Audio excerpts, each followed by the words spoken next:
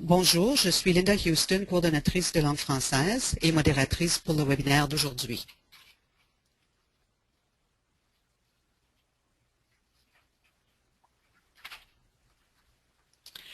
Encore un bonjour à toutes et à tous en ligne. L'OEW est content de présenter ce webinaire et le Dr Stéphane Beaune qui présentera l'autorégulation comportementale en milieu scolaire, son rôle dans les apprentissages des élèves. Un peu d'item cuisine. Vous êtes placé en sourdine jusqu'à la fin du webinaire et à ce temps, vous aurez l'occasion de demander vos questions. Si à n'importe quel temps vous avez des questions de difficultés techniques, n'hésitez pas à contacter Shannon pour de l'appui.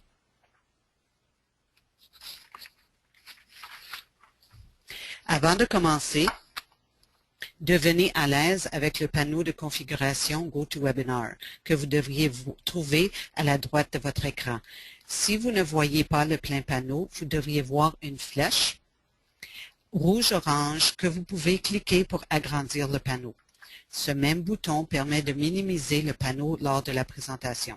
À la partie supérieure du panneau de configuration, vous verrez un globe terrestre. En cliquant sur le globe terrestre, il vous permet de sélectionner la langue de votre panneau de configuration. Toujours à la partie supérieure du panneau est la rubrique audio. Si vous choisissez d'accéder à la partie audio de cette présentation par téléphone, vous verrez une série de messages sur votre écran qui vous permettra d'utiliser l'audio seulement. Au cours de la présentation, si vous souhaitez poser une question à tout le personnel, entrez votre question dans la case Chat au bas du panneau de configuration et choisissez de l'envoyer au personnel dans le menu déroulant. Enfin, le bouton avec la main levée peut être utilisé pour poser une question à M. Beaune à la fin de sa présentation. Cliquez sur la main et vous serez activé. Après la présentation, nous vous enverrons le lien vers un sondage afin de connaître vos commentaires à propos du webinaire. Dans environ une semaine, l'enregistrement du webinaire sera disponible et nous enverrons le lien à tous les participants.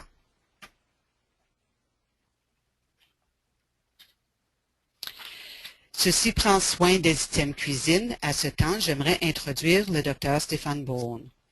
Stéphane Beaune est consultant clinicien auprès du Conseil scolaire du district catholique de l'Est ontarien, dans l'équipe spécialiste des troubles d'apprentissage autistique. Son intervention clinique et sa recherche sont centrées sur le développement de l'enfant dans une perspective neurodéveloppementale. Expert en psychopédagogie, c'est un spécialiste des troubles du spectre autistique et des troubles du comportement. Il s'intéresse particulièrement à l'élaboration de programmes, de méthodologies et de stratégies qui soutiennent les enfants, adolescents et jeunes adultes présentant des troubles de comportement liés aux problèmes d'autorégulation. Bonjour Stéphane, le plancher est maintenant à toi. Alors,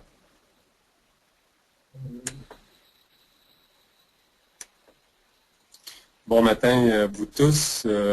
Ça me fait plaisir d'être de retour pour ce webinaire. Qu'est-ce que j'aimerais adresser un peu ce matin? C'est un petit peu le rôle de l'autorégulation dans une perspective comportementale et voir un peu le rôle que ça joue dans les apprentissages chez les élèves. Alors, dans un premier temps, je vais juste vous donner juste quelques définitions parce qu'il y a encore un peu de confusion par rapport à c'est quoi l'autorégulation et tout ça. Alors, pour moi, l'autorégulation, la façon qu'on l'évalue et qu'on met des plans d'intervention en place dans notre milieu, c'est qu'on regarde vraiment au niveau de l'autorégulation la capacité de l'élève d'évaluer cognitivement certaines situations. Alors, qu'est-ce qu'on entend par évaluer cognitivement? C'est juste lorsque l'enfant fait face à une certaine situation, quelle est sa perspective, sa représentation et quelles sont les stratégies qu'il va utiliser. Alors, en bas âge, surtout, c'est qu'on ne rentre pas dans toutes les fonctions exécutives, mais plutôt juste de voir un peu les schèmes de référence que l'enfant a face à certaines situations en milieu scolaire, parce que ça va nous indiquer un peu son profil et les apprentissages qu'il a fait à la maison. L'autre chose aussi qu'on regarde beaucoup durant nos périodes d'observation, c'est comment l'élève va gérer les émotions par sa réponse physique. Souvent, lorsqu'on observe, lorsqu'il vit des émotions différentes, on va voir beaucoup plus le non-verbal qui va nous indiquer un inconfort ou des sources de frustration et tout ça. Alors pour nous, c'est très important pour essayer de voir la fonction et aussi d'essayer d'outiller l'enfant avec des comportements de remplacement qui sont plus fonctionnels. On regarde aussi au niveau de l'autorégulation, c'est sûr, la capacité d'exprimer l'émotion. Est-ce que le mot choisi est vraiment relatif à ce que l'enfant le vit ou est-ce qu'il est en manque de mots ou est-ce qu'il ne peut pas l'exprimer d'une façon convenable. Surtout pour nous, depuis un an et demi, on regarde beaucoup aussi dans tout l'aspect d'autorégulation la capacité de socialiser. Pour nous, c'est très important de vraiment mettre de l'emphase sur cette composante-là et aussi de voir les réactions que l'enfant va faire quand il y a un niveau émotif qui est assez aigu et tout ça. Alors, on va vraiment regarder. Alors, pour nous, c'est un peu ça, tout le phénomène d'autorégulation et non seulement l'aspect émotif, parce qu'il y a plusieurs personnes qui vraiment s'arrêtent à l'autorégulation comme étant juste la réponse émotive face à une situation. Alors pour nous, c'est beaucoup plus de regarder l'ensemble et aussi de voir qu'est-ce que ça joue dans le rôle des apprentissages. Une des choses qu'on regarde aussi dans l'autorégulation, c'est bien beau l'observer, le définir, de voir où est-ce que l'enfant est rendu dans son développement face à tout ça. Mais aussi, nous, ce qu'on veut vraiment voir, c'est face à l'autorégulation, quelles sont les stratégies que cet enfant-là utilise pour justement y faire face et est-ce qu'il le fait de façon autonome ou au contraire, est-ce qu'il a tout le temps besoin de la présence d'un adulte pour l'aider à réguler autant les états émotifs que l'excitation physique. C'est une chose qui est très importante au niveau de l'excitation physique, c'est de voir que l'autorégulation, c'est pas tout le temps quelque chose de négatif. On ne regarde pas juste des comportements mésadaptés, par exemple. C'est aussi voir quand l'enfant est surexcité, quelles sont les stratégies qu'ils utilisent pour se contrôler, pour vraiment être capable de répondre d'une façon appropriée. Surtout lorsqu'on observe durant les moments de jeu, souvent c'est là qu'il y a du dérapage et que l'enfant va poser un geste qu'il regrette, mais que son niveau d'excitation était beaucoup trop élevé au moment.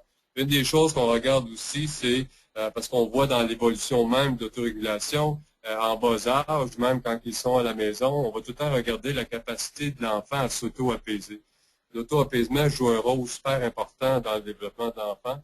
Alors, pour nous, qu'est-ce qu'on va voir? C'est un peu l'humeur que l'enfant va manifester dans un contexte scolaire, mais tout le temps en gardant un peu le fil conducteur de son développement, à quoi il est exposé à la maison et de vraiment aussi voir si dans sa maturité, il est capable de s'auto-apaiser. Alors, quand il y a une tristesse ou quand il pleure, est-ce qu'il vient à bout lui-même de se contrôler, de s'auto-apaiser, ou est-ce qu'il y a tout le temps besoin de l'adulte pour le calmer, pour le rassurer et tout ça? Parce que l'autorégulation, on le voit beaucoup chez les jeunes garçons en bas âge, à cause que souvent ils utilisent le non-verbal, des comportements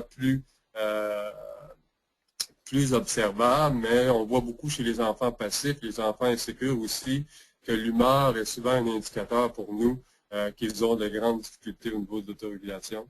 Les gratifications personnelles, alors aussi comment l'enfant réagit face à ça. Qu'est-ce qu'on va regarder au niveau des stratégies? Qu'est-ce qu'il fait pour entrer en interaction avec autrui? Alors, comment il fait ça? Comment il va rentrer avec l'adulte, mais aussi comment il va rentrer avec ses pairs dans l'environnement? Comment il va confronter certaines situations anxiogènes. Alors, quand il a peur, souvent il se crée de l'anxiété pour des peurs qui ne sont pas réelles, mais comment l'enfant réagit, c'est quoi sa stratégie, qu'est-ce qu'il fait, quel geste il va poser.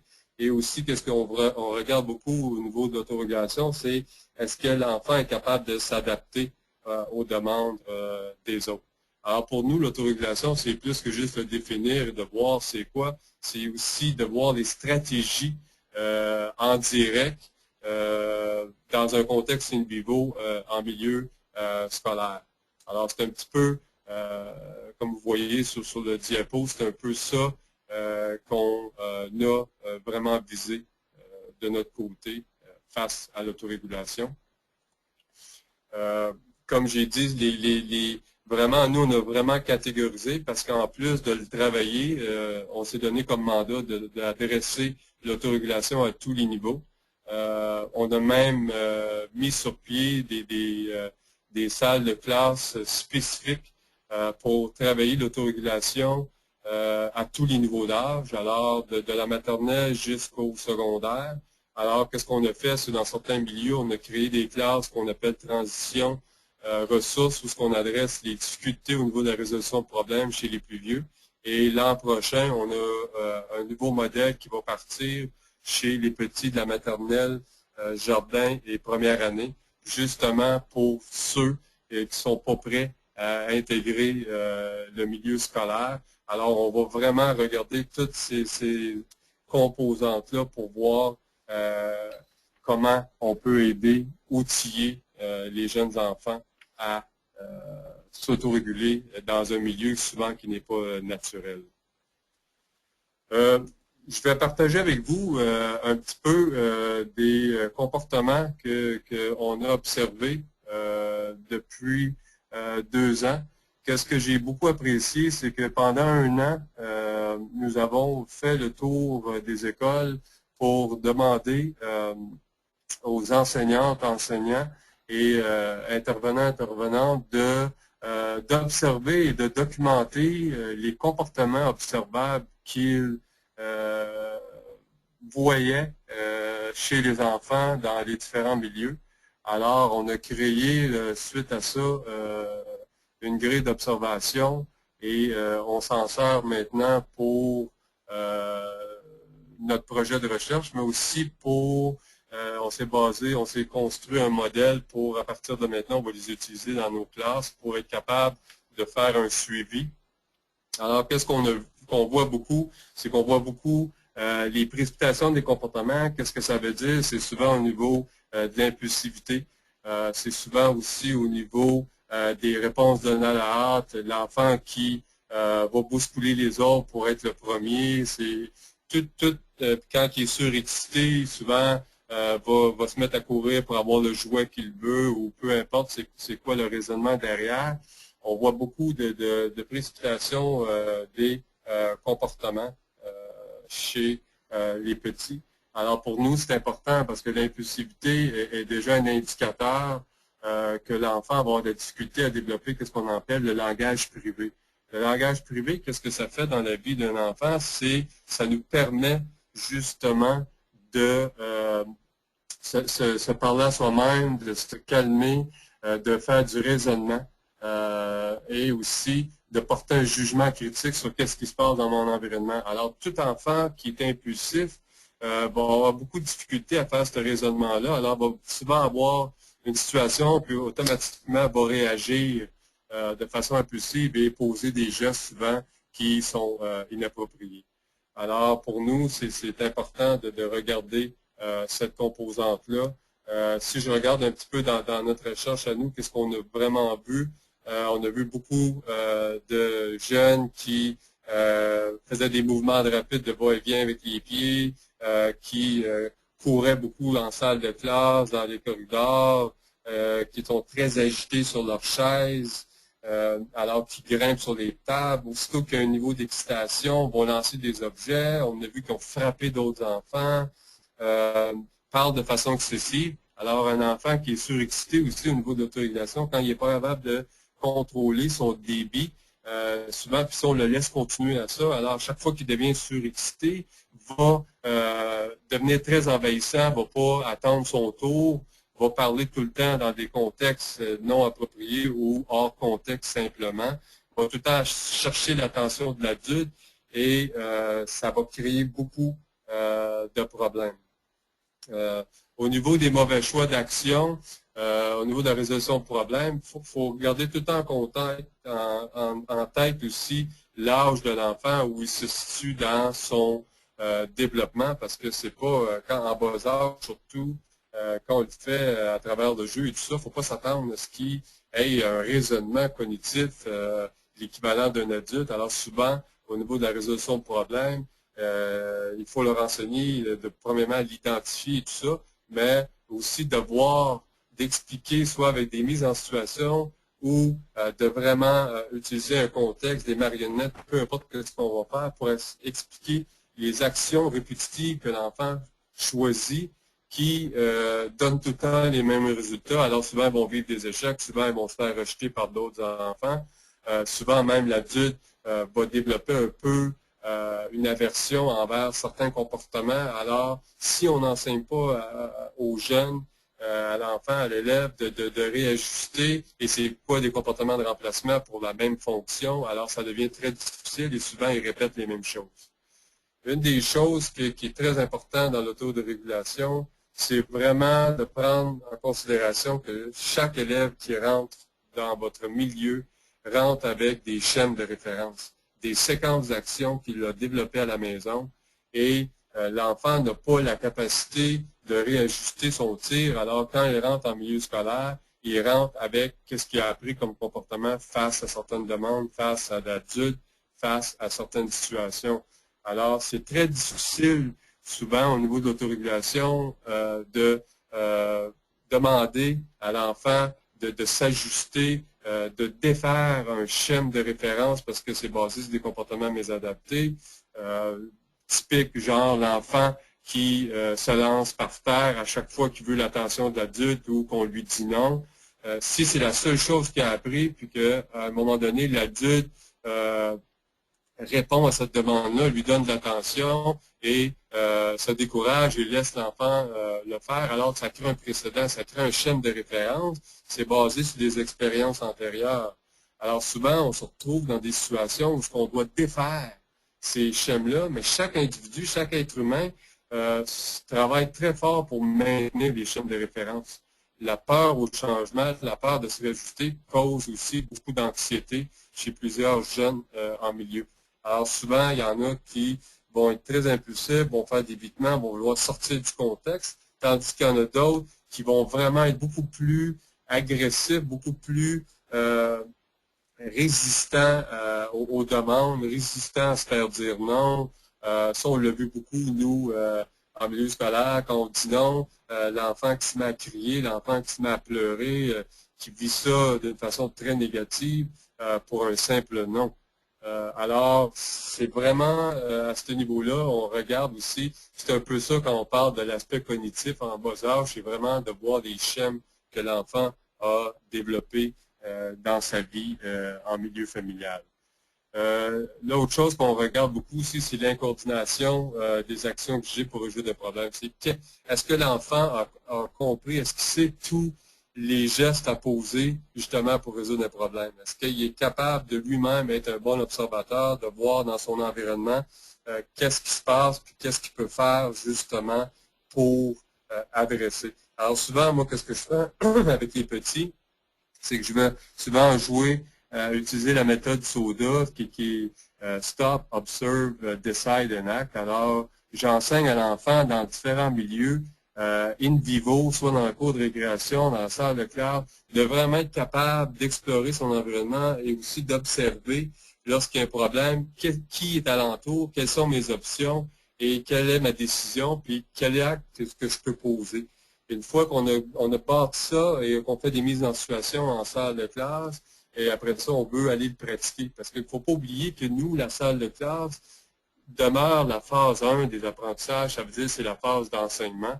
C'est la phase où on expose l'élève à différentes situations et on veut travailler la généralisation. Pour travailler la généralisation dans les problèmes d'autorégulation, c'est par la suite, il faut aller faire vivre dans le quotidien des situations pour aider l'élève à changer, à avoir des stratégies plus gagnantes pour lui ou elle. Une des choses qu'on a vraiment aussi regardé au niveau des interactions, par exemple, c'est qu'on voit qu'il y a plusieurs enfants qui n'ont pas la maturité sociale, qui n'ont pas développé aussi qu'est-ce qu'on appelle la théorie de l'esprit. Chaque enfant, entre l'âge de 2 à 4 ans, va développer qu'est-ce qu'on appelle au niveau des interactions sociales, la capacité de se mettre dans les souliers de quelqu'un d'autre, de voir que mon ami ou qu'un adulte peut avoir des pensées, des idées différentes des miennes, et aussi qu'ils vont vivre des émotions différentes face à ce que moi je peux vivre dans le même contexte, dans la même situation.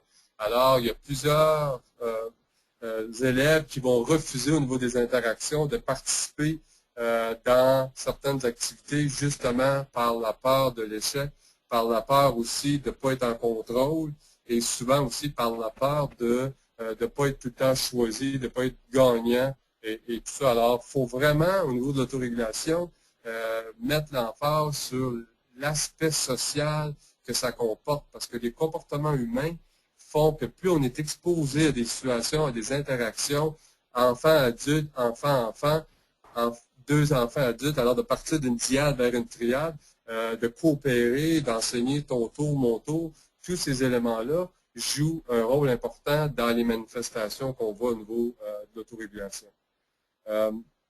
L'autre chose aussi qu'on voit beaucoup, c'est que souvent, les relations de cause à effet, c'est pas saisi, autant par l'adulte que par l'enfant lui-même qui est pas capable d'expliquer qu'est-ce qui se passe. Alors, la chose qui est le plus triste présentement pour moi, qui travaille beaucoup là-dedans, c'est de voir des jeunes enfants qui développent des préoccupations psychosomatiques, des maux de ventre, maux de tête, vomissements, troubles du sommeil à la maison, on se fait avertir, troubles d'alimentation, des palpitations, des jeunes qui vont vraiment avoir de grandes difficultés, qui vont refuser de venir à l'école, qui vont refuser de voir l'effet de leur comportement sur d'autres.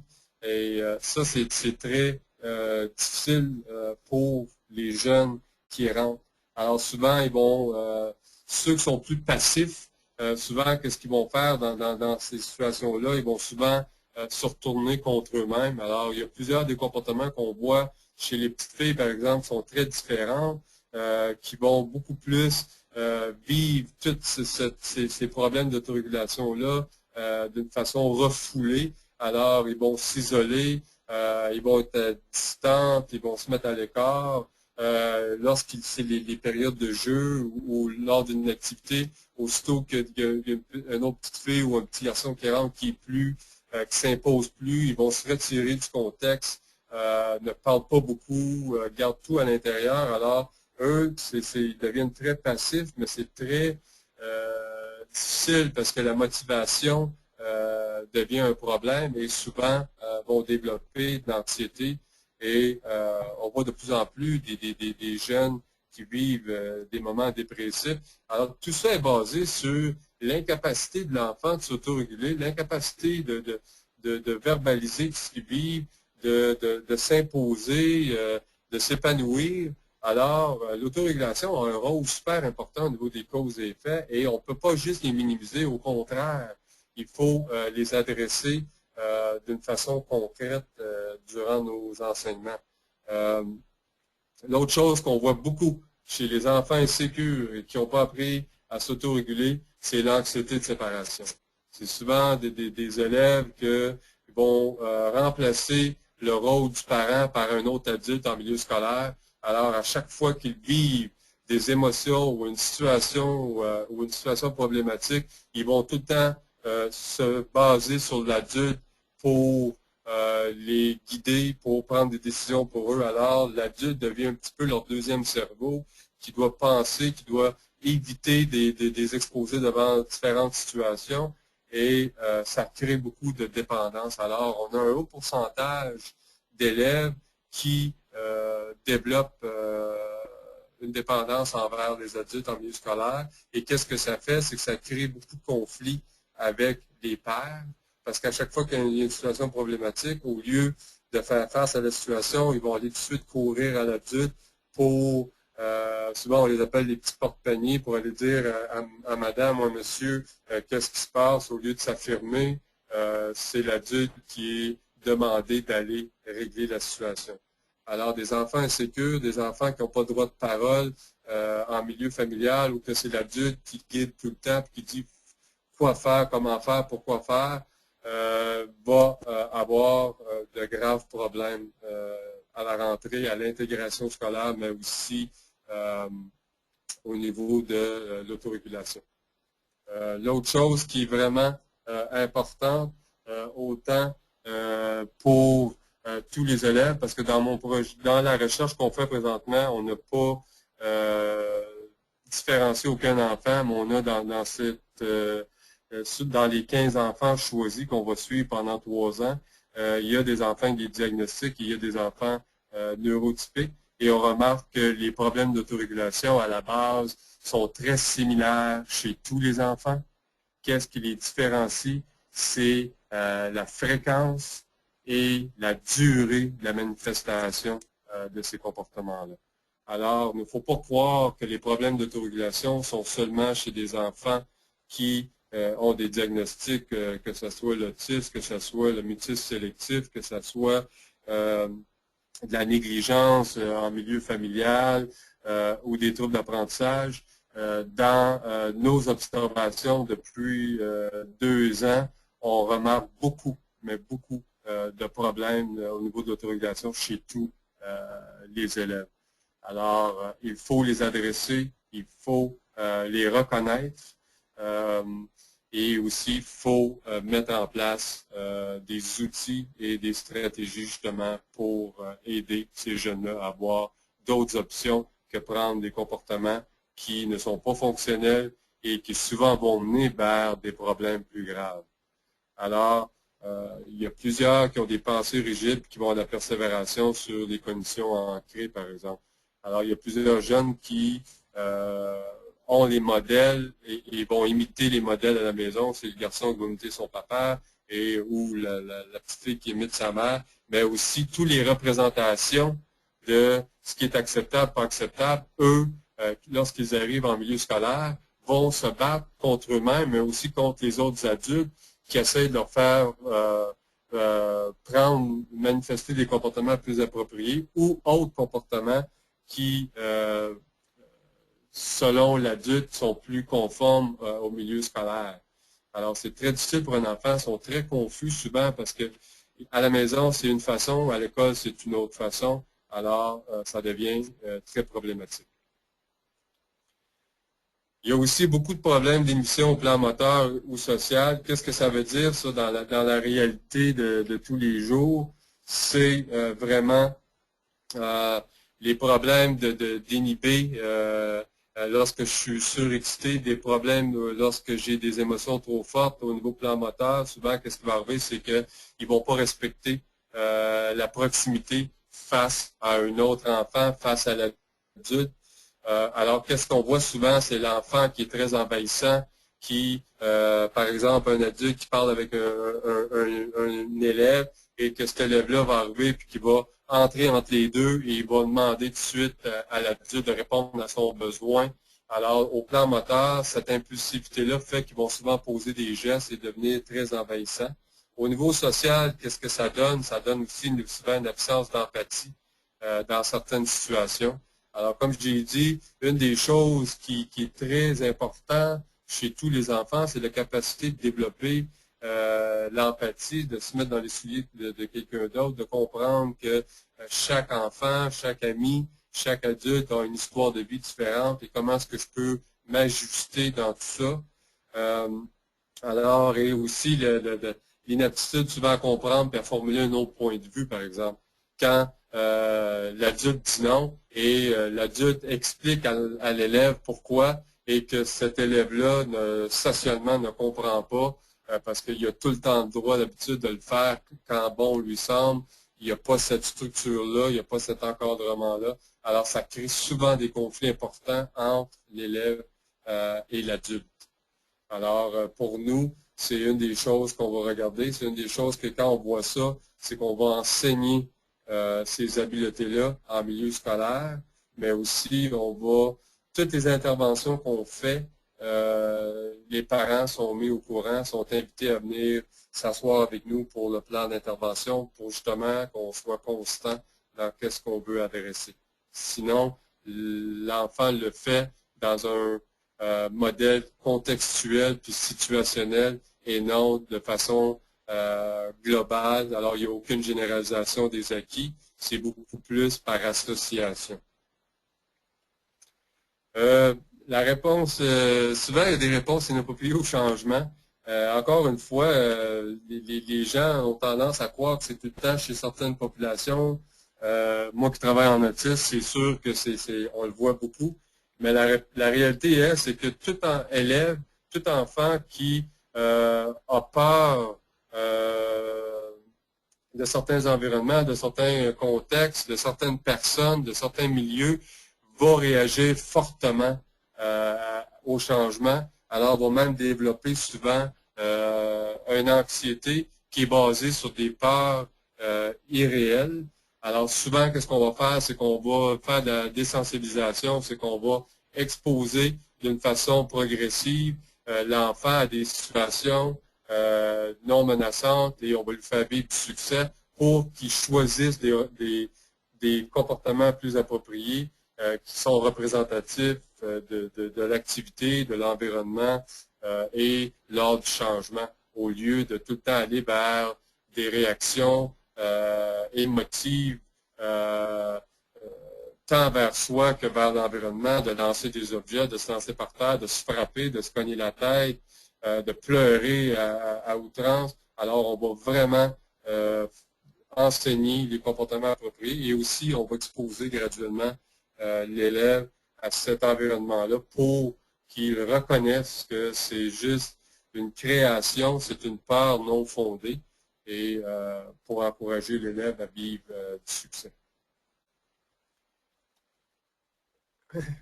La raison que je parle tout le temps du manque d'intérêt, de motivation, parce que quand on regarde l'autorégulation, à la base, la motivation joue un rôle dans tous les sous-catégories à l'intérieur de l'autorégulation.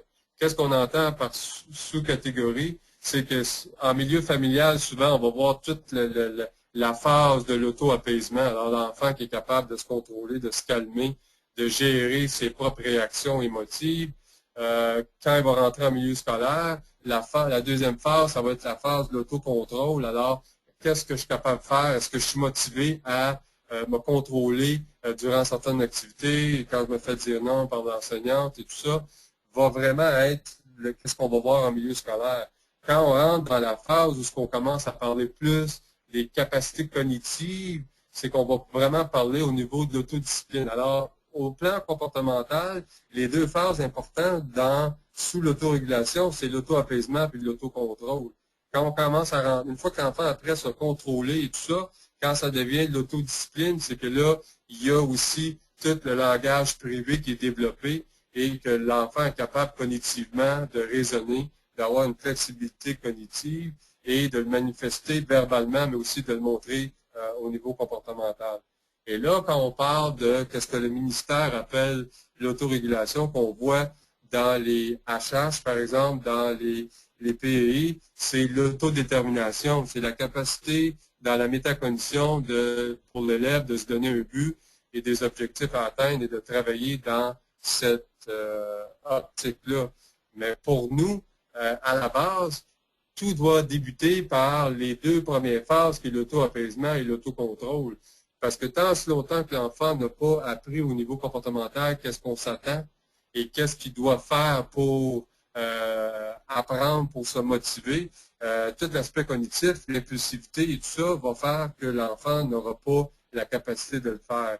Alors, c'est vraiment ça, l'autorégulation, à l'intérieur même de ce gros mot-là, il y a des sous-phases, des sous-groupes selon l'âge de l'élève et selon la maturité et selon aussi toutes les expériences qu'il va vivre dans son quotidien pour être capable de passer d'une phase à l'autre. Et c'est pour ça que nous, on travaille à différents paliers dans le monde scolaire parce que malheureusement, il y a plusieurs qui sont encore à la phase d'autocontrôle, même si sont des pré-ados, des ados, ou se retrouvent entre la 3e et la 4e année, par exemple. Souvent, on voit que les élèves qui n'ont pas appris encore à s'autocontrôler, c'est très difficile d'avoir de la discipline, de s'organiser cognitivement et d'être prêt encore à apprendre et de discriminer des stimuli, tout ça. Alors, pour nous, c'était vraiment important parce que sans la motivation, c'est très difficile pour faire évoluer l'élève dans ces différentes phases-là. Alors, souvent, quand je dis les passifs, ils me font peur, c'est souvent là qu'on voit la résignation apprise. Alors, il y a plusieurs élèves qui ont une résignation globale. Qu'est-ce que ça veut dire? C'est ceux qui sont vraiment décrochés et qu'il faut vraiment remettre un système de renforçateur pour essayer de le motiver à petits pas. Et il y en a aussi ce qu'on appelle la résignation apprise contextuelle ou situationnelle. Alors, dans certaines situations qui les motivent pas, ils vont pas mettre l'effort. Et contextuel, c'est dans certains contextes en milieu scolaire, ils vont vraiment manquer de motivation. Alors, c'est pour ça qu'à la base, il faut vraiment être capable de bien comprendre tout le principe derrière et qu'est-ce que ça se donne, qu'est-ce que ça a l'air de quoi au niveau comportemental pour justement être capable d'adresser ces problèmes-là. Le contrôle des émotions difficiles, alors je pense depuis tantôt j'en parle, c'est vraiment important pour nous de vraiment regarder ça.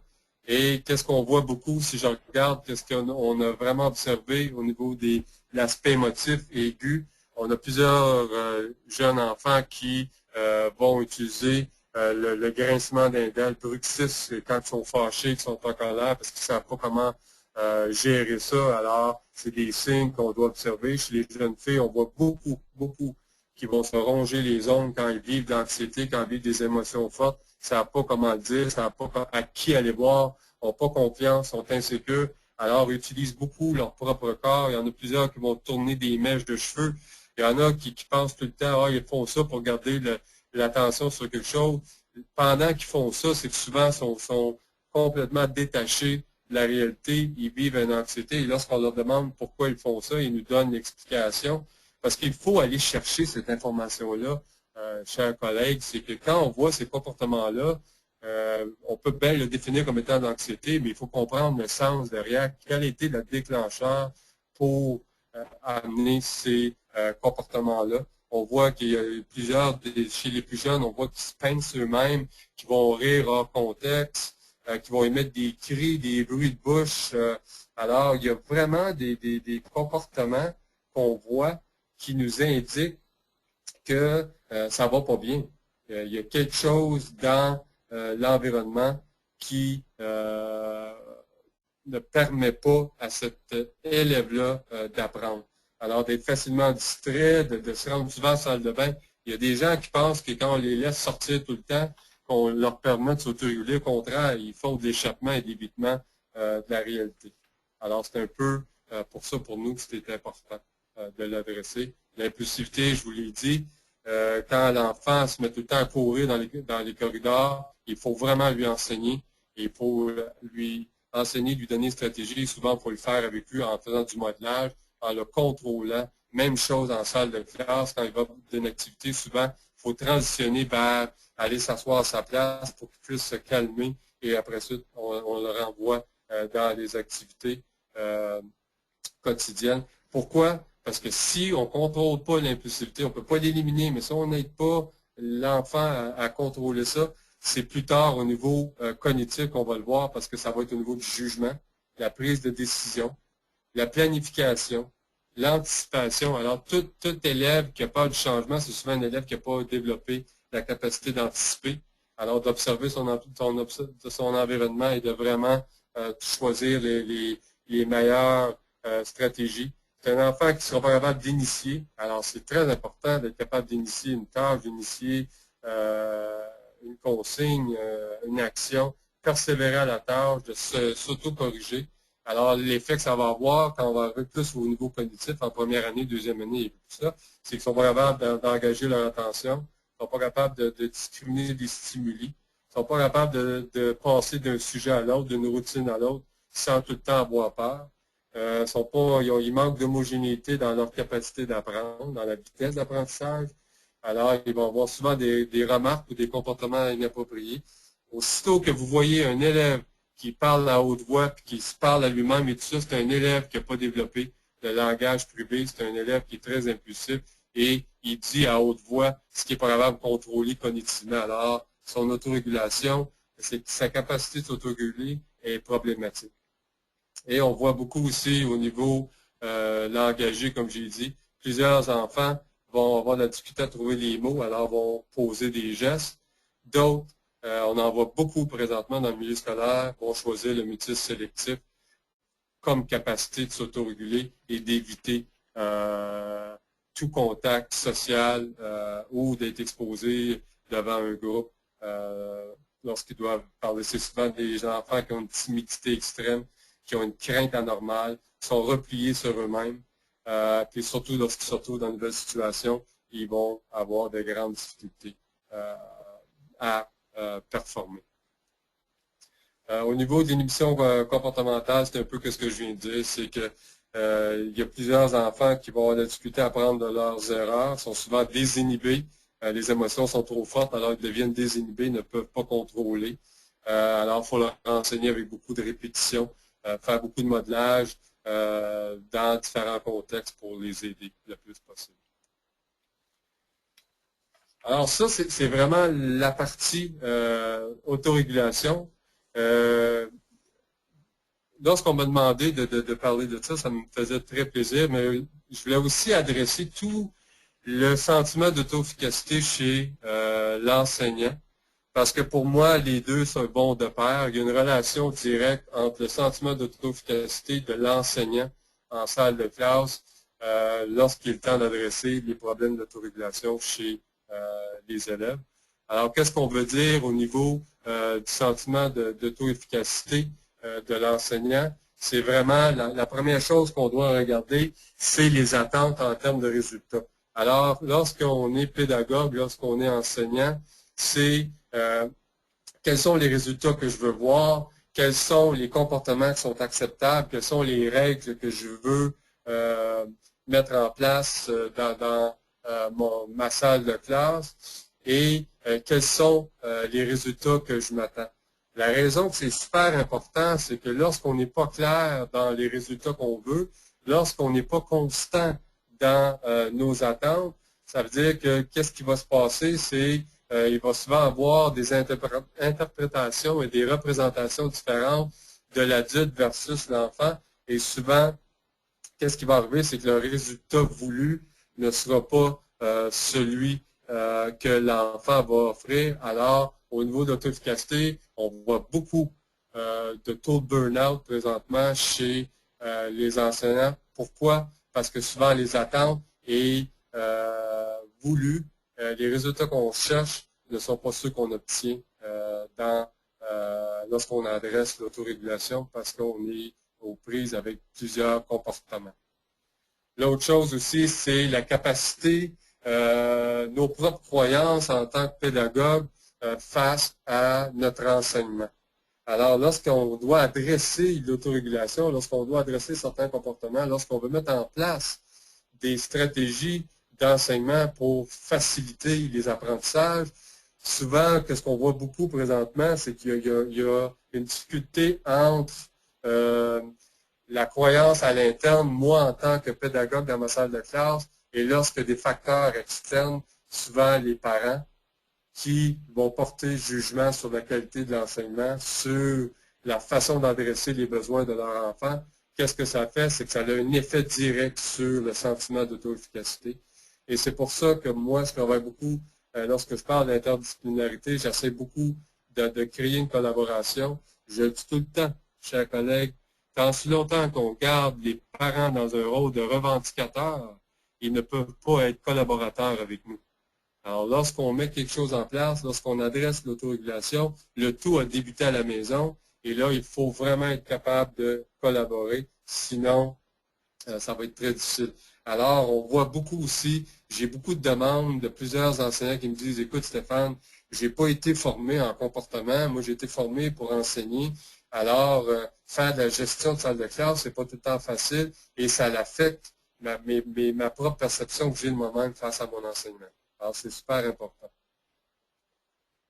L'autre chose qui est super important lorsqu'on parle du sentiment d'auto-efficacité, c'est la confiance que l'enseignant a dans sa propre, dans la façon qu'ils vont être capables de produire le résultat. Qu'est-ce qu'ils vont avoir? Est-ce qu'ils sont capables d'apporter l'élève vers un but, vers des apprentissages, vers des objectifs identifiés, vers le curriculum avec les attentes que l'on voit? Est-ce que, en tant que pédagogue, j'ai confiance dans ma propre habileté de produire des comportements requis pour y arriver?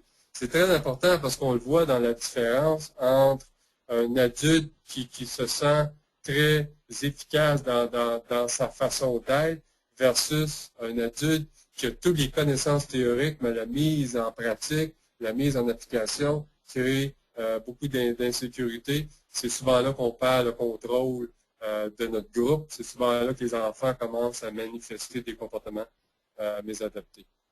Alors, au niveau de l'auto-efficacité, il y a toute l'efficacité personnelle en tant qu'être humain. Alors, c'est de posséder les connaissances et les habiletés requises pour favoriser l'apprentissage des élèves. La plupart des pédagogues se sentent à l'aise pour enseigner la matière, pour initier des jeunes vers des méthodes d'enseignement et guider l'enfant dans ses apprentissages, mais souvent lorsqu'il y a des comportements qui apparaissent, et la réalité nous le démontre présentement, tous les enfants qui rentrent en milieu scolaire, il y a beaucoup de comportements. Alors souvent, les enseignants deviennent dépassés, ne savent pas comment gérer les exigences curriculaires et les comportements mésadaptés qu'ils vivent. Alors ça, c'est très important. Nous, on l'a évalué dans la recherche pour voir s'ils se sentaient appuyés puis de comment ils vivaient tout ça.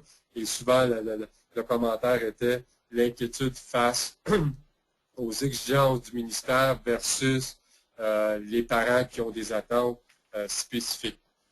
Alors, lorsqu'on regarde les deux aspects du sentiment d'auto-efficacité chez l'adulte, comment est-ce que ça joue un rôle important dans les comportements?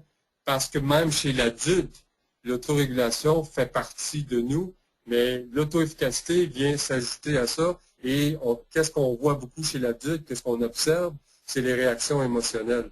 Alors, il y a beaucoup d'adultes à un moment donné qui vivent des émotions fortes et malheureusement, qu'est-ce que ça a comme effet? C'est que ça a un effet négatif parce qu'eux-mêmes perdent le contrôle, ne savent pas se contrôler. On a discuté à discipliner, à faire de la résolution de problèmes, de sortir du contexte et ça a des réactions et ça a un effet domino envers les comportements. L'effort de mobilisation, qu'est-ce que l'adulte va choisir de faire? Est-ce qu'il va vivre ça seul parce qu'il ne va pas se sentir jugé par ses collègues, par la direction, par les parents et se sent pris là-dedans ou est-ce que c'est celui qui se sent bien, est-ce qu'il va aller chercher de l'aide de l'externe? Plusieurs adultes vont souvent me dire, Stéphane, quand tu viens observer, j'ai tout le temps peur de me faire juger et je rassure tout le temps que je suis là pour les comportements et d'être là comme un collègue qui vient les appuyer, mais c'est pas tout le temps facile. Et la persévérance, c'est la même affaire autant au niveau de l'autorégulation de l'enfant que la persévérance de l'adulte face à l'adversité et tous les choix que l'adulte va faire pour gérer sa classe, pour adresser les comportements et les problèmes d'autorégulation. La valeur qu'il va accorder aux tâches, souvent, qu'est-ce qu'on va faire, c'est qu'on va s'asseoir ensemble, puis c'est quoi que tu vas enseigner, c'est quoi la tâche, comment est-ce qu'on pourrait le faire différemment, justement, pour motiver les élèves, et qu'est-ce que tu tiens mordicus, mais qu'est-ce qu'aussi que tu es capable d'être flexible, puis de voir qu'il y a d'autres façons d'enseigner la même tâche, en utilisant une approche différente, l'effort, la résilience face à l'adversité, et qu'est-ce qui est triste aussi, comme j'ai dit, il y a un haut taux de stress, et il y a beaucoup de burn-out. Alors, on voit beaucoup d'enseignants qui vont vivre un trouble d'adaptation avec dépression ou anxiété face à des classes, des groupes qui sont très difficiles à gérer. La façon la capacité de l'élève à s'autoréguler, ça va avoir une incidence directe sur sa façon de penser, optimiste ou pessimiste. Alors, dépendamment du rôle de l'adulte dans tout ça, ça va aussi, plus je motive l'enfant, plus il vit du succès, plus je lui donne des comportements de remplacement, plus j'adresse ça et je crée une atmosphère dans ma classe qui permet à tous de s'épanouir, plus ils vont être optimistes. Quand l'enfant tombe dans une pensée négative et il y a une distorsion cognitive, alors là, on a des comportements mésadaptés qui prennent le dessus. Le parcours qu'il va choisir d'emprunter, alors il y en a plusieurs qui vont s'adapter, qui vont respecter. Il y en a d'autres qui vont se faire un devoir d'aller à l'encontre. Les objectifs qui vont se fixer plus, alors quand tu tombes dans la métacognition, est-ce qu'ils vont donner un effort soutenu ou est-ce qu'ils vont donner un effort juste pour se débarrasser des tâches, des travaux et tout ça. Alors, on le voit beaucoup au niveau de l'autorégulation, au niveau de l'autodétermination, par exemple. Vraiment, il y en a plusieurs qui décrochent parce qu'ils n'ont pas les capacités émotives de gérer ces situations-là.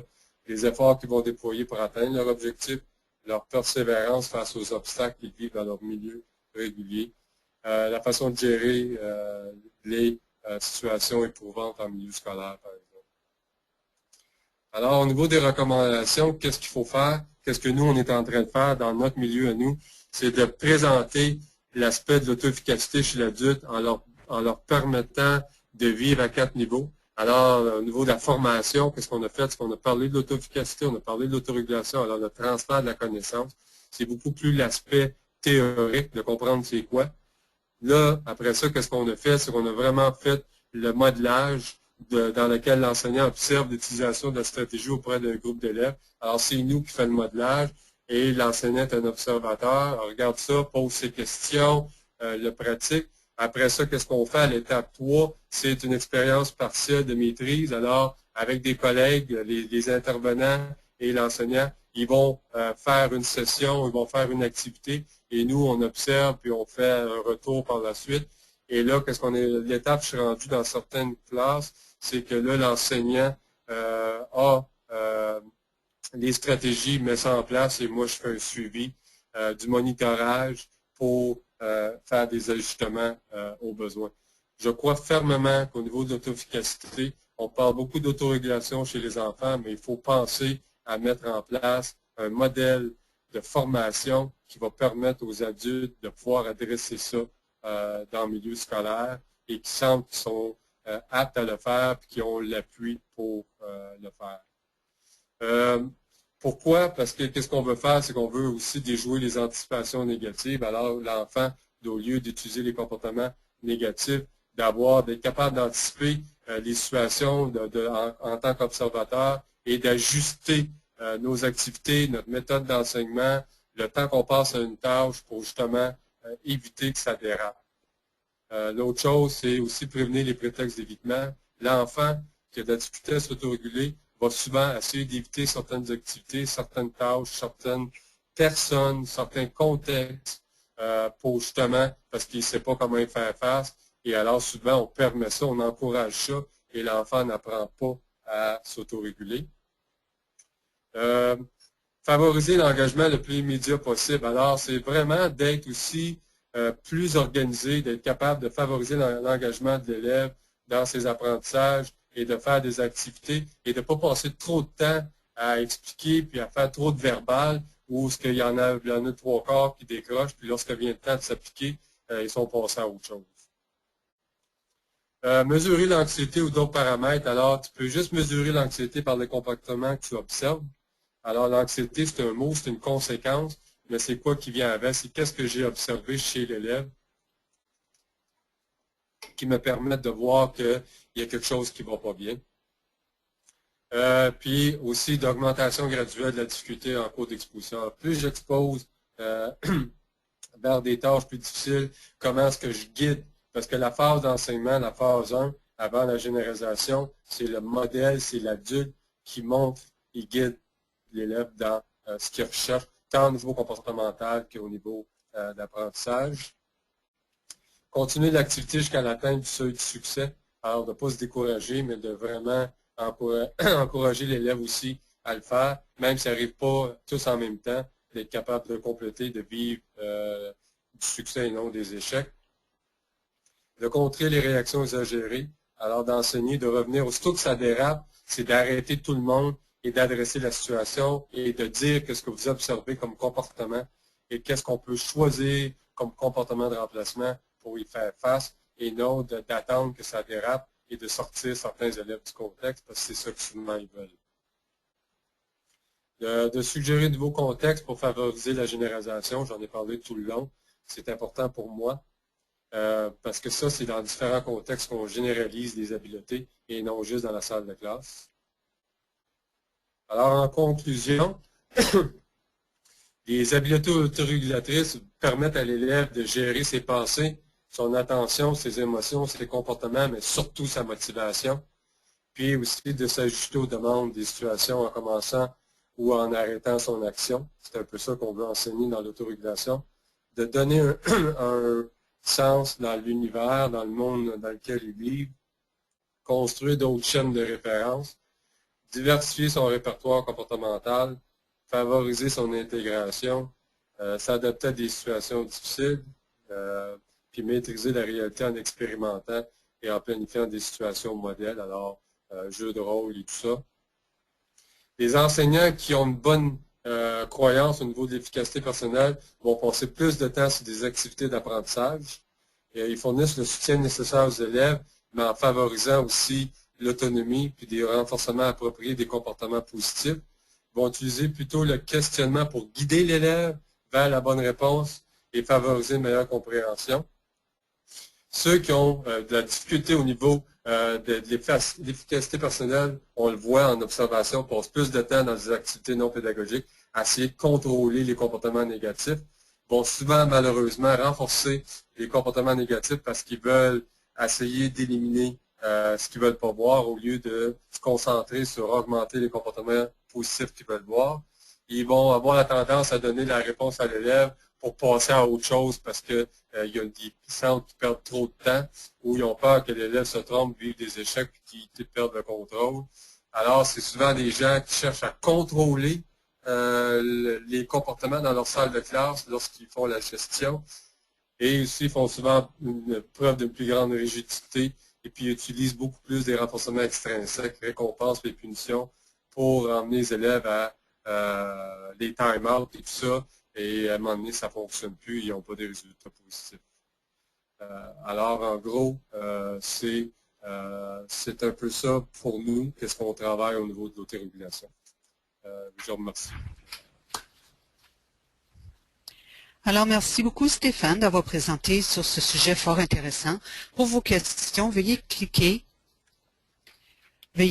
sur le bouton « Lever la main » sur votre panneau de configuration ou tapez votre question dans la fenêtre de chat au bas du tableau. Amy, la gestionnaire par intérim de l'OEW, s'assurera que vos questions sont répondues.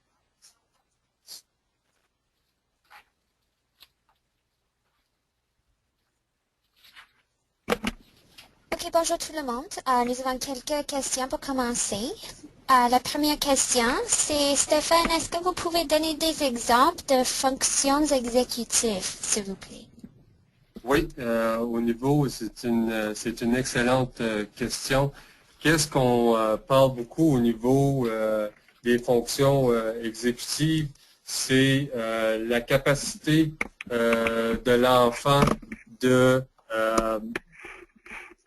planifier, ça veut dire d'identifier. La première phase, c'est tout le temps d'identifier une situation problématique, une tâche à compléter. Et une fois que je l'ai identifié, c'est de planifier quelles stratégies que je vais utiliser pour adresser cette situation-là ou cette tâche-là.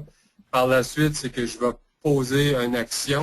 Alors, je vais tenter de résoudre le problème ou je vais tenter de compléter la tâche.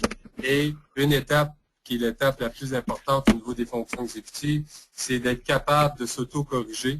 Alors, une fois que je vis une situation qui est problématique, j'essaie une stratégie, je ne suis pas capable. Alors, cognitivement, qu'est-ce que je vais faire? C'est que je vais choisir une autre stratégie et je vais l'essayer de nouveau. Alors, les fonctions exécutives, dans le fond, c'est au niveau cognitif, c'est la capacité de l'intuition. Alors, l'enfant qui est capable d'être bon observateur, de développer son intuition, de faire un jugement cognitif face à une certaine situation, de faire une prise de décision et d'anticiper des situations basées sur des expériences antérieures. Alors, lorsqu'on parle de fonction exécutive, on parle beaucoup de ces capacités-là de flexibilité cognitive et de résolution de problèmes. OK, merci Stéphane. La prochaine question, c'est de Anita. Est-ce que vous pouvez demander votre question, s'il vous plaît? Allô? Anita? Êtes-vous là? Non? OK. Donc, nous avons une autre question de Serge. La question, c'est est-ce que vous pouvez élaborer des grilles d'observation pour l'autorégulation? Si j'ai élaboré des grilles d'observation pour l'autorégulation. Comme j'ai mentionné plus tôt, qu'est-ce que j'ai fait, c'est que nous, on a demandé à des enseignants et des professionnels de nous indiquer des comportements pour qu'on puisse les évaluer sur une année.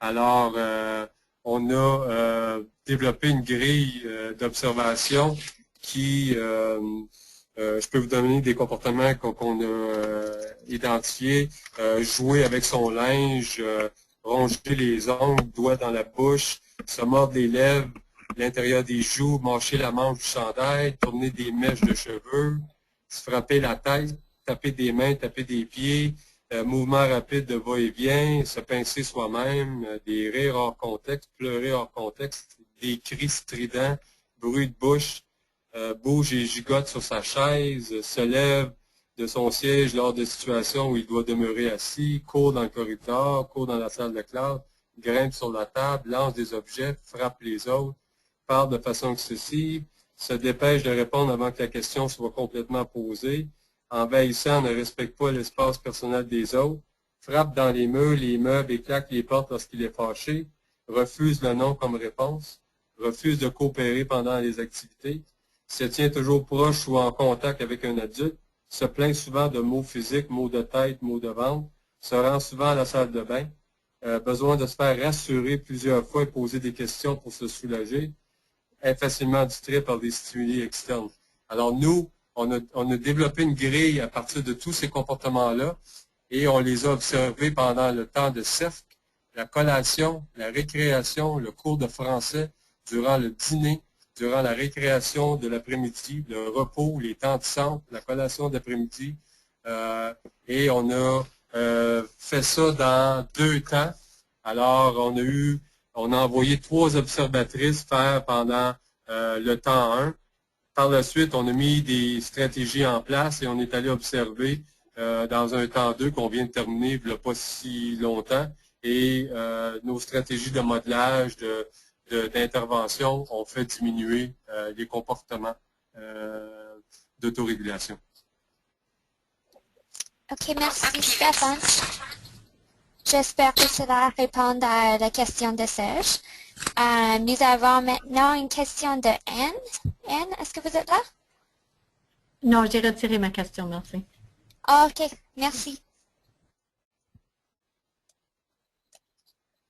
OK, donc nous avons une dernière question. La question, c'est si on commence à travailler l'autorégulation plus tard dans l'âge, est-ce que la personne améliore autant? Ça, c'est une excellente question. C'est beaucoup plus difficile parce que c'est plus on mature, plus on continue à favoriser les chaînes de référence qu'on a. Quand on arrive dans l'aspect cognitif, par exemple, du milieu scolaire, on remarque que plusieurs vont développer de grandes difficultés sur le plan académique et plusieurs aussi vont avoir de graves difficultés au niveau sociale. Alors, c'est très difficile, plus ils sont âgés, de encourager, de motiver les élèves à vouloir essayer des comportements de remplacement pour vivre du succès, parce que c'est encore plus difficile, parce qu'ils vivent des situations qui sont différentes et souvent les problèmes qu'ils vivent, l'estime de soi est vraiment touchée et ils ont souvent perdu contrôle et aussi confiance dans l'adulte. Alors quand tu vis de l'échec à répétition, c'est beaucoup plus difficile de les adresser. Alors il faut créer tout un lien avant et mettre des outils en place pour les accompagner. OK, nous avons une question finale. La question c'est, serait-il possible de nous partager les stratégies de modelage? Oui, qu'est-ce qu'on a fait, nous, au niveau du modelage? Dans la première phase, c'était, lors de nos observations, qu'est-ce qu'on a fait dans la période de modelage? Parce qu'il ne faut pas oublier, il y a une différence entre qu'est-ce qu'on appelle modelage, ou ce que c'est l'adulte qui agit à titre de modèle et qui va démontrer les comportements voulus face à certaines situations, face à une tâche, en utilisant un élève plus fort ou un autre adulte. Alors, qu'est-ce qu'on a beaucoup fait? C'est qu'on a fait beaucoup de mise en situation dans des situations problématiques où l'adulte faisait jouait le rôle de modèle, expliquait aux élèves comment faire. Et par la suite, qu'est-ce qu'on fait à l'étape 2, c'est que l'adulte le faisait avec un élève fort pour démontrer, et après ça, on passait à le modelage entre père et père. Alors, deux jeunes qui montraient à leurs amis en milieu scolaire comment se comporter, comment adresser certaines tâches. Mais on utilisait aussi beaucoup la technologie. Alors, on utilise beaucoup l'iPad pour filmer et aussi de faire du modelage en montrant sur le TBI, par exemple, une activité, une situation. L'autre chose qu'on fait beaucoup, c'est du modelage en direct. Alors, si les élèves sont partis au centre et il y a des comportements qui sont manifestés, on va arrêter et on va montrer qu'est-ce qu'on s'attend. Alors, on va demander à un élève de nous manifester un comportement, de le montrer et à d'autres d'imiter ce comportement-là. C'est ça le modelage. Et lorsqu'on arrive à l'étape où ce qu'on veut qu'on appelle du self-modeling, c'est l'élève qui a assez de comportement de remplacement. C'est lui-même qu'on va prendre avec soit l'iPad ou avec des différentes situations où on va construire un répertoire de comportements de remplacement, de stratégies, comment adresser certaines situations. Et aussi, il garde ça en banque et lorsqu'il y a un problème, on fait juste le rediriger vers ça et il fait du self-modeling. Lui-même s'auto-corrige face à ça. C'est ça l'autorégulation, c'est d'emmener l'enfant à s'autoréguler lui-même, à être autonome et faire face à la situation d'une façon unique sans avoir l'aide de l'adulte. Mais la première phase d'enseignement, c'est tout le temps l'adulte qui le fait. OK, merci Stéphane. Linda, on va retourner à toi. Alors, c'est tout le temps que nous disposons aujourd'hui. Alors, nous devons mettre fin à la session de questions et réponses. Si vous avez d'autres questions, écrivez-nous à info@oewdépistagesansaccent.ca et nous veillerons que vos questions obtiennent une réponse. Encore une fois, je remercie Stéphane pour une merveilleuse présentation. Puis je tiens également à remercier tous nos participants de s'être joints à nous. N'oubliez pas que nous enverrons un court sondage à la fin du webinaire et nous serions reconnaissants si vous preniez le temps de le remplir afin que nous puissions utiliser cette information lors de la conduite des webinaires futurs. Nous vous rappelons aussi qu'un lien vers l'enregistrement de ce webinaire en ligne sera envoyé dans environ une semaine. Merci encore de votre participation et ayez une bonne journée.